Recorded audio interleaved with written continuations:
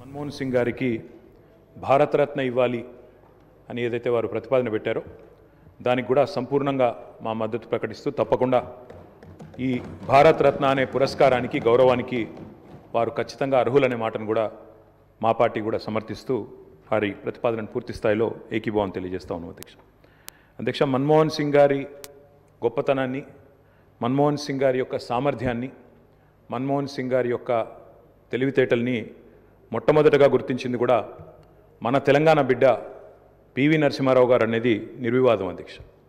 PV Narasimha Rao గారు ఆనాడు ప్రధానమంత్రిగా భారతదేశానికి ఎన్నికైన తర్వాత సాధారణంగా ఈరోజు వింటుంటాం అధ్యక్ష, లాటరల్ ఎంట్రీ అని, అంటే రాజకీయాలతో సంబంధం లేని వ్యక్తులను కూడా మనం రాజకీయాల్లో ముఖ్యంగా ప్రభుత్వాలలో ముఖ్యమైన పాత్రల్లో తీసుకురావడాన్ని లాటరల్ ఎంట్రీ అంటారు అధ్యక్ష. కానీ ఈ లాటరల్ ఎంట్రీ అనే విధానాన్ని ఆనాడు పివి నరసింహారావు గారు తీసుకొచ్చి రాజకీయాలతో సంబంధం లేని ఒక ఆర్థికవేత్త, ఆర్బీఐ గవర్నర్గా పనిచేసిన ఒక మంచి తెలివైన ఒక ఆర్థికవేత్త మనకు అందుబాటులో ఉన్నారని చెప్పి గుర్తించి గౌరవించి వారిని ఆర్థిక మంత్రిగా ఆనాడు నియమించారు అధ్యక్ష.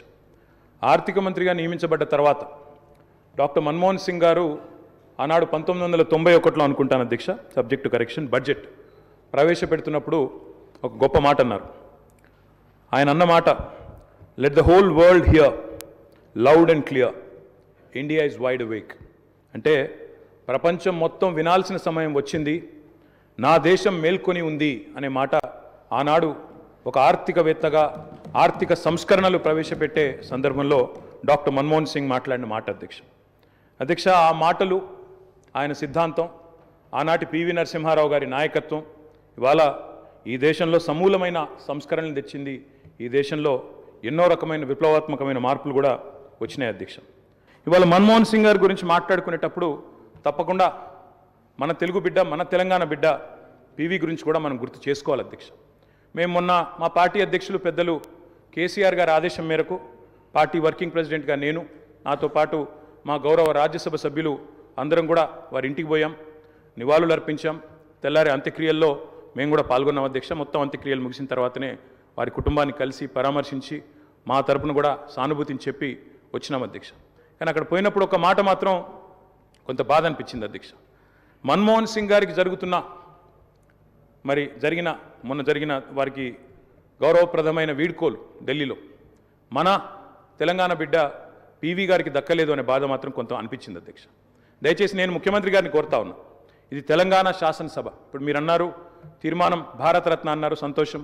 అదే మాదిరిగా విగ్రహం పెడదామన్నారు, తప్పకుండా ప్రభుత్వం ఎక్కడ వారు నిర్ణయిస్తే అక్కడ మేమందరం కూడా వస్తాం అధ్యక్ష. తప్పకుండా అట్లాంటి కార్యక్రమాల్లో కలిసి పాల్గొంటాం.